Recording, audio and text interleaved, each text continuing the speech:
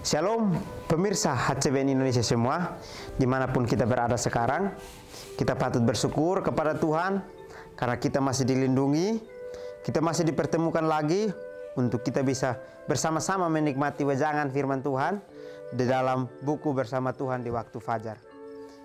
Yang pada saat ini saya ambil di dalam halaman 22 yang berjudul Kita Dapat Mengenal Dia. Jadi kita tidak ada larangan untuk bisa mengenal Tuhan. Tapi di sini ada cara-caranya yang harus kita kenal Dia.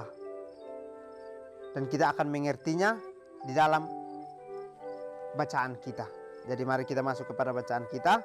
Ayat intinya terambil dalam 1 Yohanes 5 ayat 20 yang berbunyi, "Akan tetapi kita tahu bahwa anak Tuhan telah datang dan telah mengaruniakan pengertian kepada kita, supaya kita mengenal yang benar dan kita ada dalam yang benar.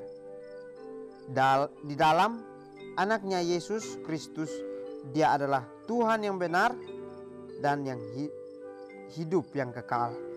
Baik, di ayat inti kita bahwa kita tahu bahwa Tuhan telah datang dan mengaruniakan pengertian itu ke dalam diri kita.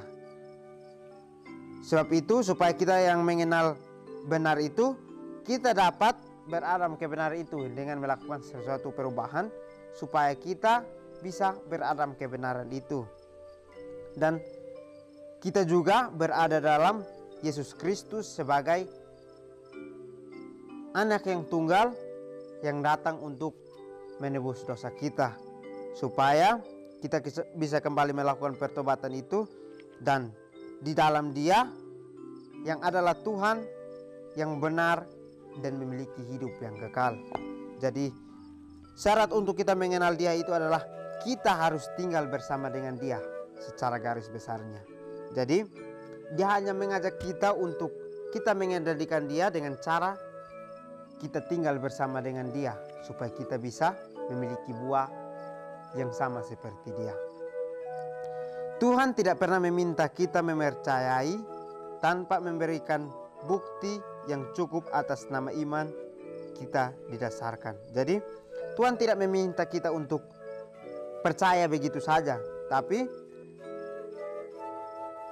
kita sebagai manusia, kita juga harus memiliki sebuah bukti iman bahwa kita didasari oleh iman dari Tuhan. Kita memiliki pengalaman yang hidup bersama dengan Tuhan, supaya kita bisa bertutur kata kepada orang itu, mereka bisa melihat bahwa ini adalah orang yang memiliki kuasa lebih. Jadi sebenarnya Tuhan itu tidak menuntut kita untuk percaya kepadanya, tapi Dia hanya memberikan kita amaran untuk percaya kepadanya. Itu akan kembali kepada diri kita masing-masing, apakah kita mau percaya kepadanya atau tidak.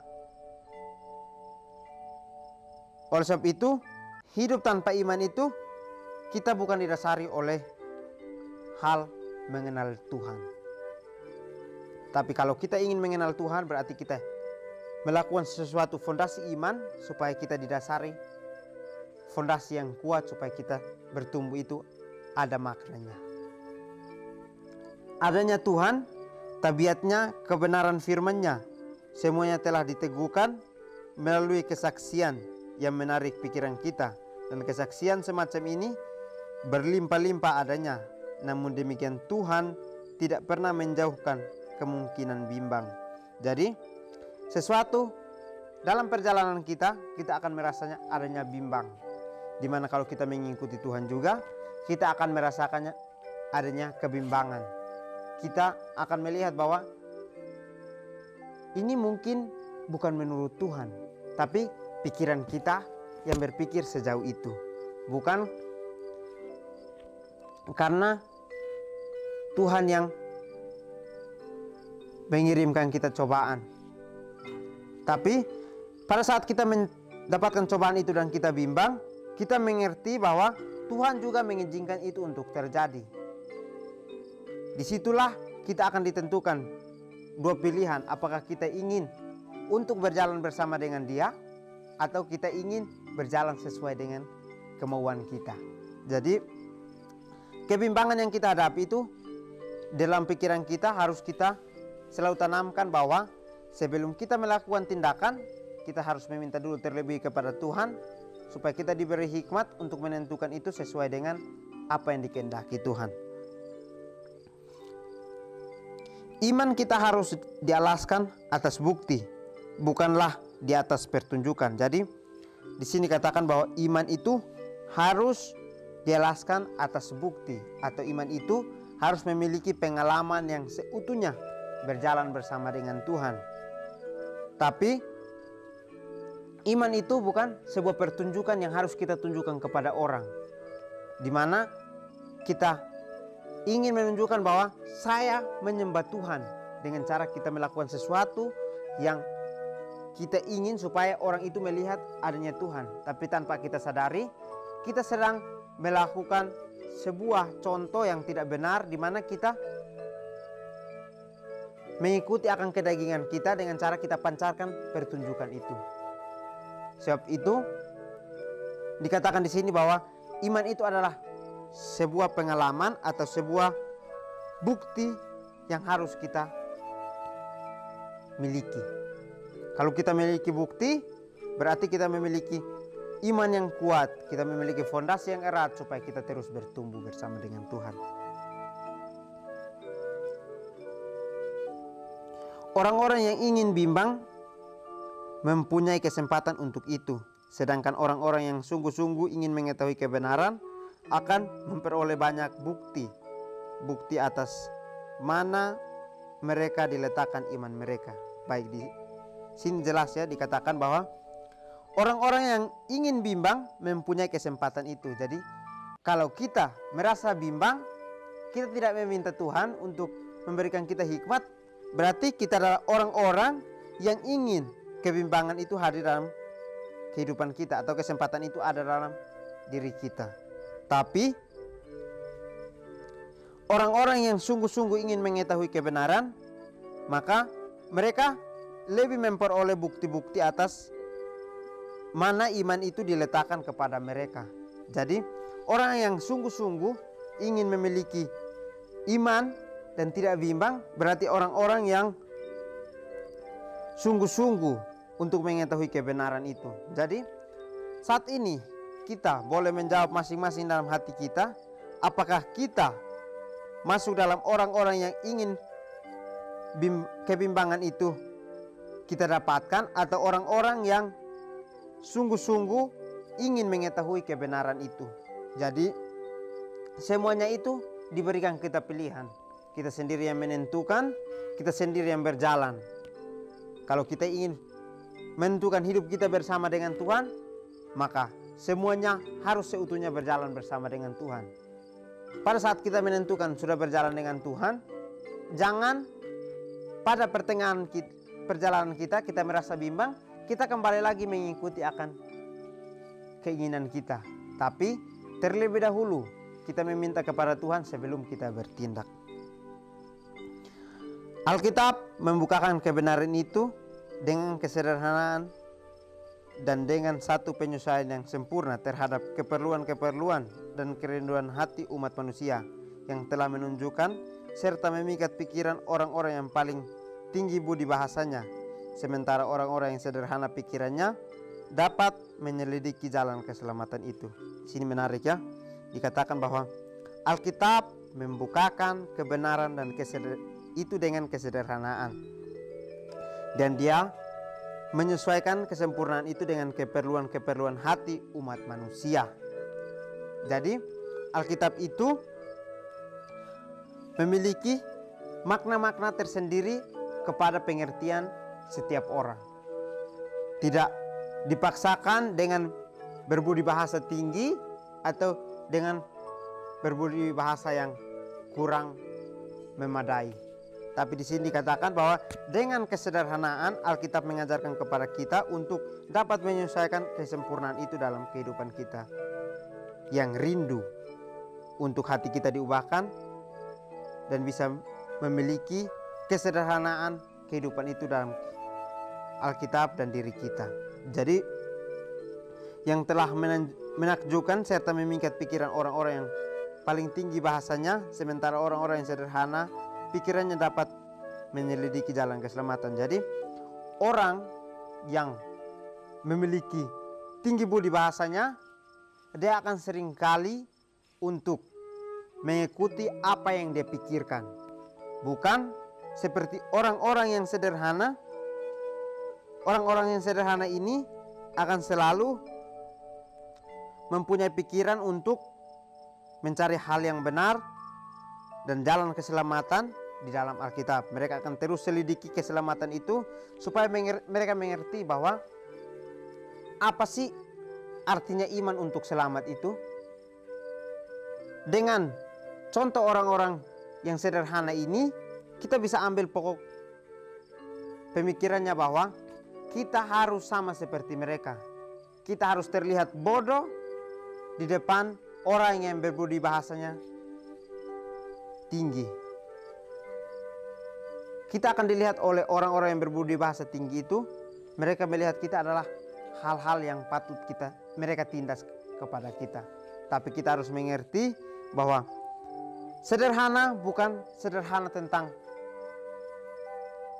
pakaian kita, makanan kita, ataupun apapun yang terlihat itu. Tapi sederhana itu yang dimaksud di sini adalah sederhana dalam iman kita. Jadi pada saat kita ingin mempunyai iman itu hanya sederhana untuk kita cari. Tapi apakah kita sungguh-sungguh untuk mendapatkannya atau tidak? Semuanya kembali kepada diri kita sendiri. Namun segala kebenaran yang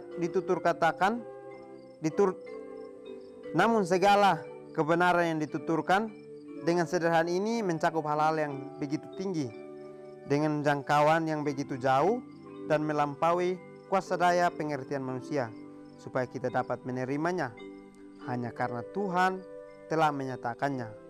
Oleh karena itulah rencana keselamatan ditaruh di hadapan kita dengan terbuka, supaya tiap-tiap jiwa dapat melihat langkah-langkah yang hendak diambilnya dalam pertobatan kepada Tuhan dan iman di dalam Tuhan kita Yesus Kristus, supaya kita diselamatkan di dalam jalan yang telah disediakan Tuhan, tetapi di bawah segala kebenaran ini yang dengan mudah dipahami, tepatlah rahasia-rahasia yang menutupi kemuliaannya, rahasia-rahasia yang memiliki kuasa pikiran di dalam menyelidikinya. Namun demikian mengilhami pencari kebenaran yang sungguh-sungguh dengan kemuliaan dan iman.